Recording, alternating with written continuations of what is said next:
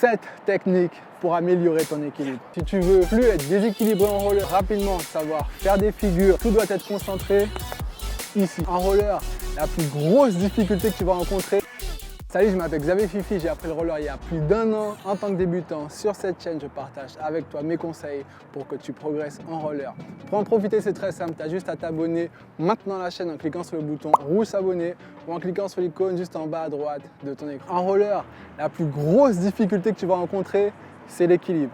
Dans cette vidéo, on va solutionner ça. Si tu as un mauvais équilibre, c'est ce qui va faire premièrement que tu as du mal à tenir debout sur tes rollers, rien que ça, que tu aies du mal à patiner, que tu as du mal à faire des figures et c'est ce qui va faire, c'est ce qui fait que tu tombes régulièrement. En gros, c'est ce qui t'empêche de progresser. C'est pourquoi je te propose 7 exercices. On va partir du plus simple jusqu'au plus compliqué, ok? Ça se trouve, tu as un bon équilibre en roller et pourtant tu as du mal à trouver ton équilibre, mais c'est peut-être pas de ta faute. C'est peut-être parce que tu serres mal tes rollers. La première astuce, c'est de bien serrer tes rollers. En fonction de comment tu vas les serrer, tu peux être dans un bon équilibre ou dans un mauvais équilibre. Sachant qu'il n'y a pas de façon universelle pour serrer tes rollers. On a chacun des styles différents, on est chacun des individus différents, plus grands, plus petits, plus gros, plus maigres, etc. Et tout ça, ça va jouer sur ton équilibre, sur ta faculté à être stable. Ce que tu peux faire, c'est ajuster, serrer tes rollers en fonction de comment tu te sens toi et en fonction de ce que tu veux faire. Par exemple, je reviens de vacances en Guadeloupe, j'ai pas beaucoup fait de rollers.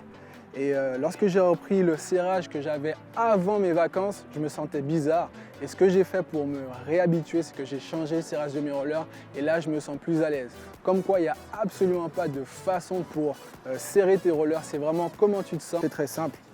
Tu vas ajuster le serrage du premier cran ici, d'accord? Plus tu vas serrer, plus ton pied va être emprisonné, moins tu auras tendance à être moins tu vas être flexible, mais plus tu vas être stable dans tes rollers. C'est-à-dire que tu pourras moins t'accroupir. Par contre, ton pied sera beaucoup plus maintenu, donc tu seras stable. Ensuite, ce qui va se passer si tu desserres tes rollers maintenant, tu vas être beaucoup plus flexible, mais ton pied sera beaucoup plus lâche dans les rollers. Et là, tu peux te dire, mais moi, je m'en fous, ce que je veux, c'est d'être bien maintenu parce que tu penses que c'est ce qui va te permettre d'être stable.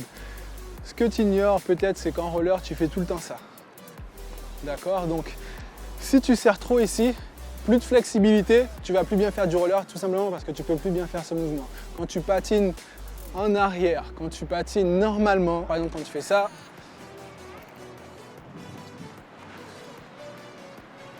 tu vois, tu es dans cette position et tu as besoin de liberté ici pour bien patiner en arrière. Donc, pour trouver ton réglage idéal pour être stable sur tes rollers, c'est de serrer progressivement. Je te conseille de desserrer, voilà, pas énormément, hein, d'accord? Tu desserres jusqu'à ce que tu sois à peine serré. Teste, saute, accroupis-toi, fais les mouvements que tu cherches à faire, vois comment tu te sens et tu resserres au fur et à mesure jusqu'à ce que tu sentes ta bonne proportion de pouvoir être flexible et en même temps être bien maintenu par le roller.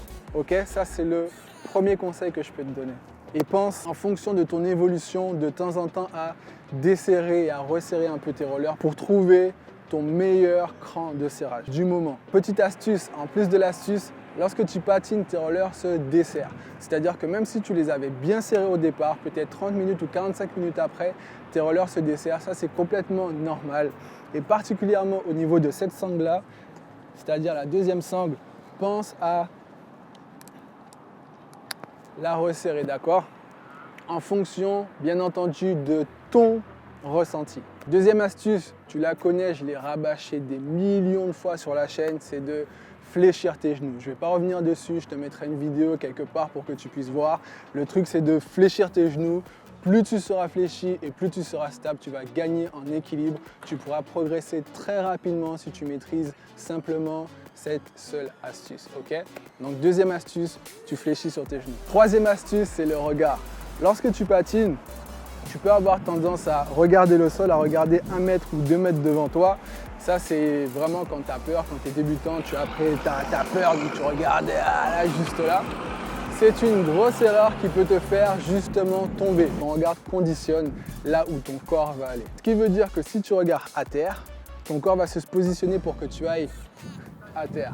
Si tu regardes devant toi, ton corps va se positionner pour que tu ailles devant. Ça a l'air de rien ce que je te dis, le regard, mais c'est vraiment très très important, plus important que les exercices que je vais te donner tout à l'heure pour améliorer ton équilibre. Prends l'habitude de regarder là où tu veux aller. C'est vraiment un élément capital si tu veux améliorer ton équilibre en roller sans forcément avoir un gros bagage technique. Donc troisième conseil, astuce que tu veux, regarde là où tu veux aller. Maintenant, on va rentrer un peu dans la pratique. Avec ce quatrième conseil, c'est de ne pas éviter les obstacles. En roller, tu vas toujours être déséquilibré par un trottoir, un trou, un gravier, la surface du sol.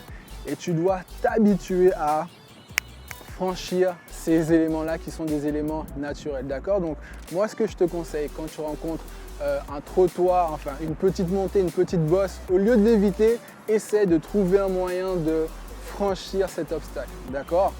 Fléchis sur tes genoux, délaisse le poids. Je te mettrai une vidéo que j'ai déjà faite pour la position ciseau qui te permet de franchir absolument tous les obstacles en roller, enfin les obstacles sans lever tes pieds bien entendu. Quatrième astuce pour améliorer ton équilibre en roller, ne fuis pas les obstacles, franchis-les. Cinquième conseil pour améliorer ton équilibre, là on passe à la pratique, ça va être de faire des ciseaux, c'est-à-dire de t'habituer à tourner. En roller, tu vas fréquemment avoir besoin de tourner, ne serait-ce que pour éviter les gens, pour simplement suivre un tracé. Tu dois pouvoir faire avec ton environnement. Je te montre un exercice qui va te permettre d'améliorer ça. Tu vas simplement faire des zigzags. Pourquoi tu vas faire des zigzags? Pourquoi tu vas tourner? Ça va te permettre d'apprendre à répartir ton poids sur ton pied droit et ensuite sur ton pied gauche. Parce que lorsque tu fais du roller, un coup tu es en appui que sur un pied, un coup tu es en appui sur l'autre. D'accord? Donc là, ça va te permettre de gagner en stabilité, de gagner en équilibre pour devenir vraiment réactif sur tes rollers. Je te remonte l'exercice. Tu vas tourner.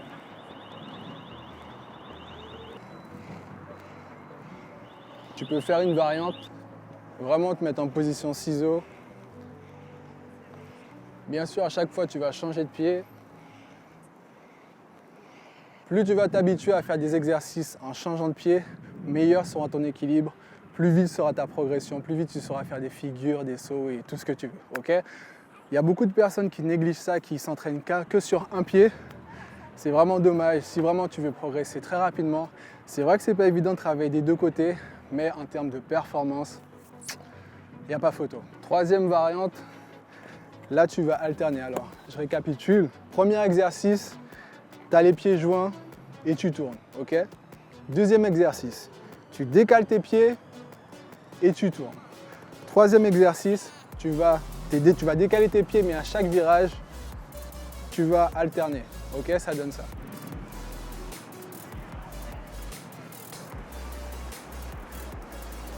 Je reprends mon souffle. Sixième astuce pour améliorer ton équilibre, tu vas faire ce que j'appelle la trottinette, c'est-à-dire de patiner sur une jambe. Ça donne ça.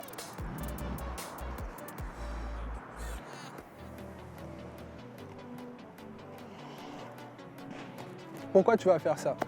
Parce qu'en roller, c'est quoi l'équilibre quand tu patines? Tu es successivement sur un pied sur l'autre.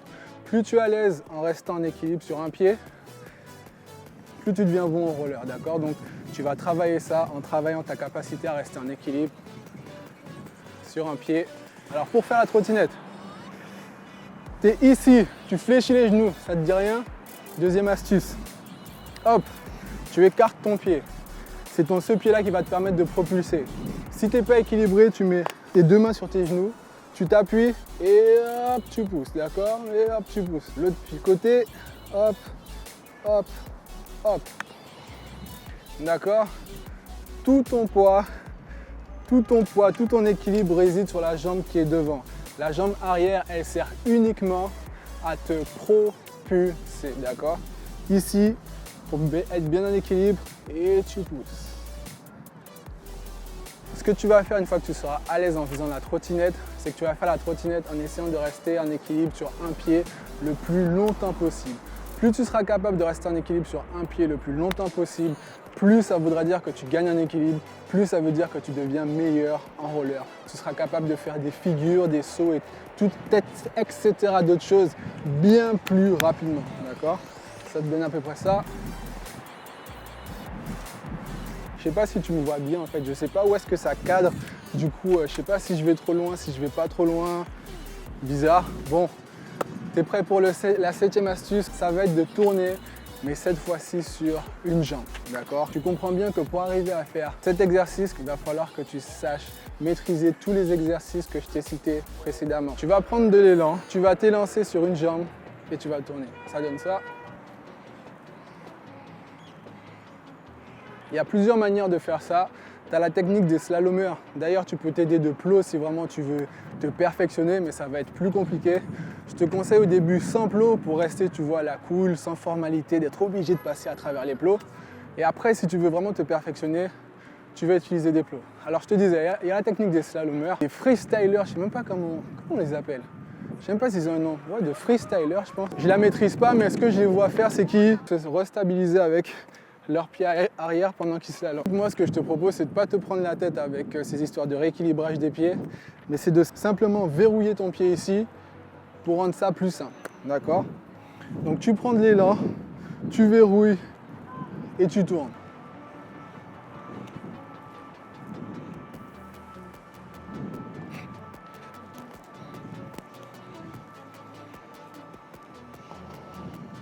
L'erreur que tu peux connaître, et c'est Thiago qui m'a donné l'astuce, big up Thiago, c'est qu'on a tendance, lorsque tu veux slalomer, tu peux avoir tendance à te diriger avec ton genou, alors que c'est à ce niveau-là que tout se passe, c'est au niveau de ta cheville, d'accord? Donc, quand tu veux tourner, pense à ta cheville avant de penser à ton genou. Tout doit être concentré ici. C'est ici qui te permet de tourner.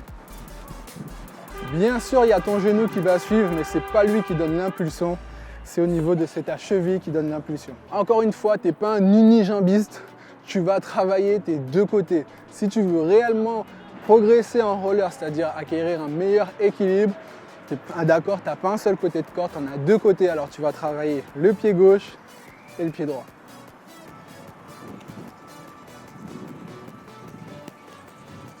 Et une fois que tu auras maîtrisé tous ces exercices qui ont l'air de rien du tout, qui vont peut-être même te faire chier à les faire tellement tu penses que c'est nul, tu pourras créer des figures comme ça. En tout cas, commencer à créer des figures.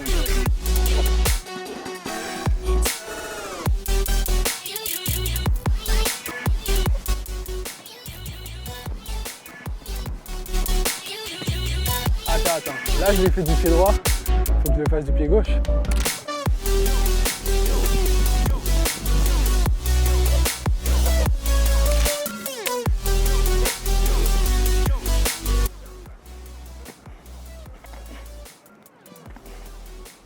Voilà ce que tu pourras faire une fois que tu maîtriseras et que tu t'entraîneras réellement à faire les exercices que je t'ai conseillés. Pour récapituler, si tu veux plus être déséquilibré en roller, si tu veux pouvoir rapidement savoir faire des figures, faire des sauts, etc., ne plus tomber, en tout cas tomber beaucoup moins régulièrement, c'est très simple. Fais ces 7 exercices qui sont, premièrement, serre correctement tes rollers. Deuxièmement, fléchis tes genoux. Troisièmement, regarde là où tu veux aller. Quatrièmement, n'évite pas les obstacles, franchis-les. Cinquièmement, fais l'exercice de faire des zigzags. Sixièmement, entraîne-toi à rester en équilibre sur une jambe en faisant la trottinette. Et septième exercice, tourner sur une jambe. Tout ça compilé, tu vas devenir un master très rapidement.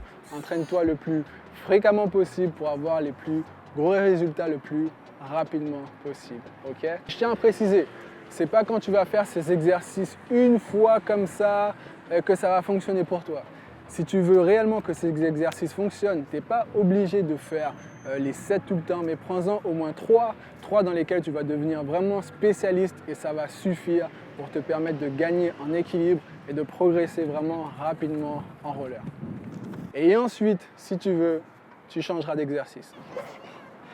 Si tu veux avoir plus de vidéos pour progresser en roller, tu sais quoi? C'est très simple, abonne-toi maintenant à la chaîne en cliquant sur le bouton rouge s'abonner. Oh, je suis essoufflé. Si tu as aimé cette vidéo, appuie sur le bouton j'aime. Si tu as aimé cette vidéo, appuie sur le bouton j'aime. Partage-la à tes amis.